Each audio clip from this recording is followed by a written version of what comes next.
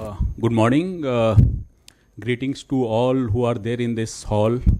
Respected Dr. Devinder, Director, IIT Guwahati, Mr. Menon, President ISBA, Ms. Preeti Kumari, IAS and Joint Secretary in Department of Innovation, Incubation and Startup, and leading the Startup ASSAM initiative, Mr. Parmit, Program Director, AIM Niti Aayog, and Mr. Praveen Selvam, CEO, MSH.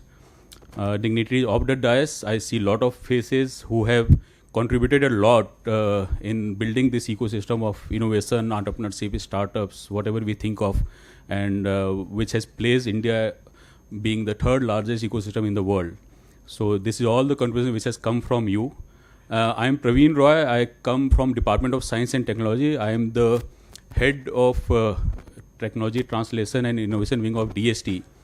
And you might be aware, like DST has been contributing a bit for quite some time, maybe 2.5 decades. We have been doing this, contributing in this domain, and we have tried to create a network of incubators, a kind of infrastructure which has been supporting startups in tech domain, in deep tech domain, and this we have been doing for more than last 2.5 decades.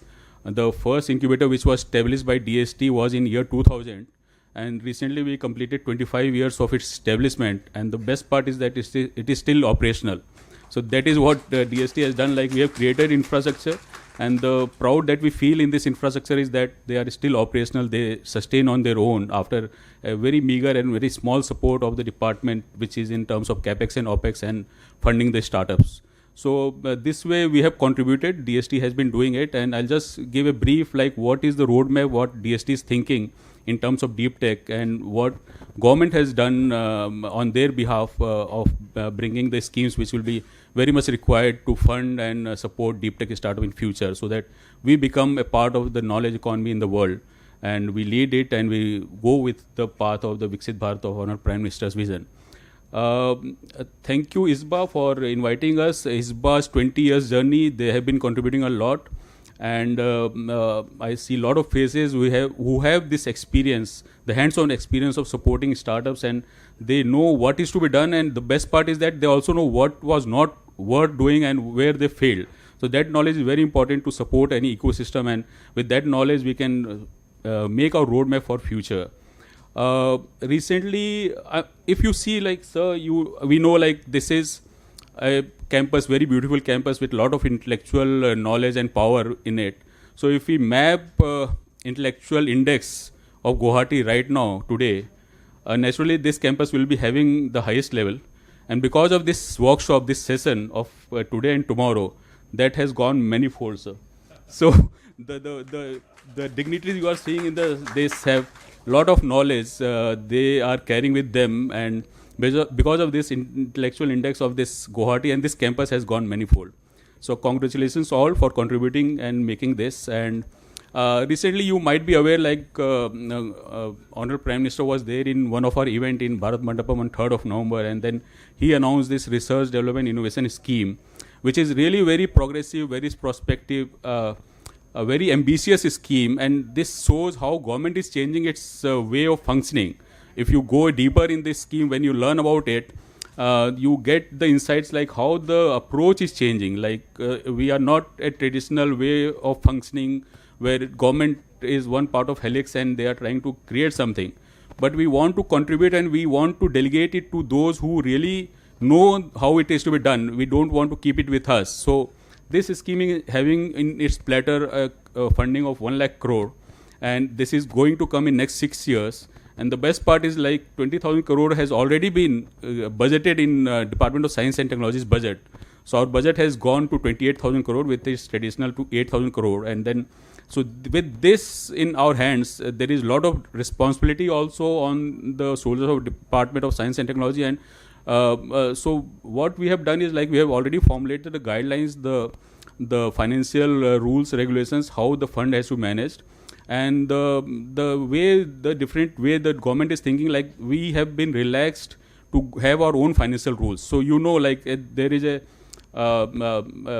requirement to meet the GFR, but to some extent that can be relaxed in this RDI scheme, so that the operational ease can be done for the investments.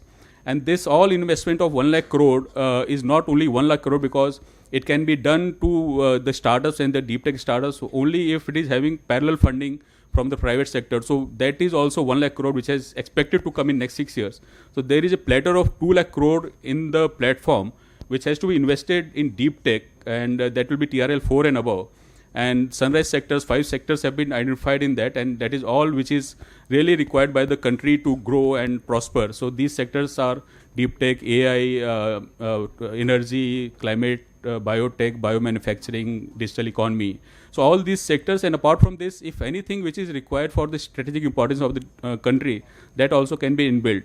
So this is already in rollout, and the guidelines and the structure can be seen on the RDI portal. And I'll also inform, like on Saturday, first half, we are going to have outreach sessions. So this is another way government is reaching to the investors, the startups, the incubators, just to tell like what is the opportunity which is lying with this fund and how they can approach. So this is the 4th session that we are going to have. We have already done in Bombay, Bangalore and Panchkula. And now this is in Delhi, and this will be the probably last one. This is on 13th, and first half will be totally dedicated for the startups, incubators and the industry. Second half will be naturally for the investors, because this fund is totally dependent on the investors, the VC firms, the AIFs, the NBFCs, and parallelly equal funding has to come from them. So this is the bit of government contribution which is already there for the future roadmap of deep tech support. Now the challenge is on the incubators, the innovators and the entrepreneurs, because once this is there, expectations are high. And naturally, the pipeline, sustainable pipeline has to be there to support this. And this is a challenge that you all are going to face, because you have to create the pipeline, because they can support after TRL4 only. And for TRL4, till bringing the innovative ideas, deep tech ideas to TRL4, the incubators have to play a great role. So this is the challenge that is posed to you. And you have to show your worth that you have already done in last 2.5 decades. Also, just seeing, ma'am, your initiative in Startup Assam, like naturally, Assam is also marching in hand with the center, and this is what is required when state and center can work together for supporting this joint initiatives and ecosystem of the startup in the country and in the regions, different regions. And you play important role in terms of Northeast strengths to come in the that is already there, but naturally nurturing that and shaping that will be on a responsibility on you. And with seeing with the schemes which are there, like Masi scheme, very attractive one, you are having funding for prototyping, you are having funding for MVP level, and also a scholarship for entrepreneurship. These are all initiatives which are really very much required and certainly will be showing its results in coming years. The thing, like in last 20 years, ISBA has created a dependence, like we are totally dependent almost, like it was an initiative of DST in year 2007-6 when ISBA was formed, because that time Maximum Incubator was supported by DST, and our heads thought like there should be an association so that a collective voice can be created, generated, and which can be heard by the policy makers, and that some decision or some actions can be taken on that. And we could conceive most of the program because of this input, that voice which has come from these incubators. So they have played a role of the intellectual power, the muscle power. They give us intellectual inputs, they execute our programs once it is formed, and now they are the representative voice of incubators. So this is the role that ISBA has been gradually upgrading itself, and that is heard by the community, the policy makers, the government, whether it is center or state. So I'll just put 1 or 2 minutes on the journey of DST's initiative. Like we have been supporting these incubators, and in year 2007, we came up with the policy reform of giving service tax exemption to the incubators and to its incubatees. In 2007, it was introduced. So that was one of the policy reform which came in 2007. And in 2014, with these inputs of the incubators and startups, this CSR was relaxed and allowed for incubation activities. And in 2017, again, this when GST was introduced, the same service tax exemption was extended to the incubators in terms of GST. And so this is how the policy reforms have been there by the government because of the inputs that we get from the incubators and this association like ISBA. And in forming the programs, that is also truly dependent on the inputs. Like in 2016, when Honorable Prime Minister announced this Startup India initiative, we totally went to a brainstorming session with the incubators. And that time we tried to figure out like what are the missing links in the support system. So till that time we were doing incubators, supporting incubators, we were supporting seed fund. But and we were thinking like that is enough. But after this brainstorming session of 2 days, we could realize there are some very important missing links at the initial POC level where prototyping grant and prototyping centers are required. So we went for our Prayas program. And then we came to know like this accelerator programs are required. So we could make an end-to-end program after this brainstorming session in 2016. And that was the Nidhi. And the name is also very well acronym, a creative name like National Initiative for Developing and Harnessing Innovations.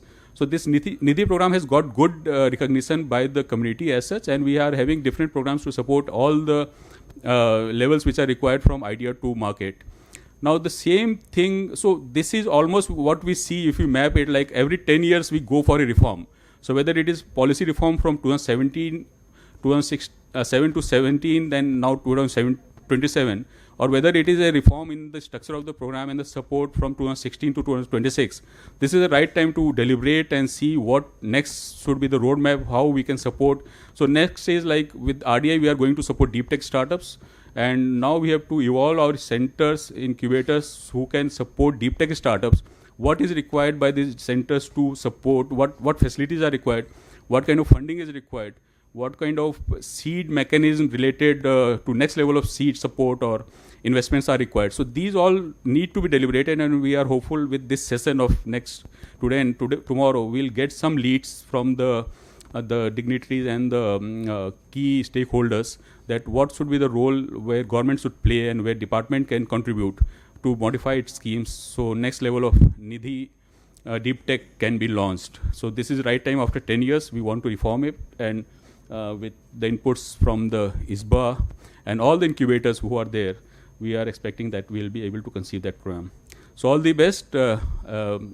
Happy learning and happy contribution and happy sharing of information. All the best. Thank you.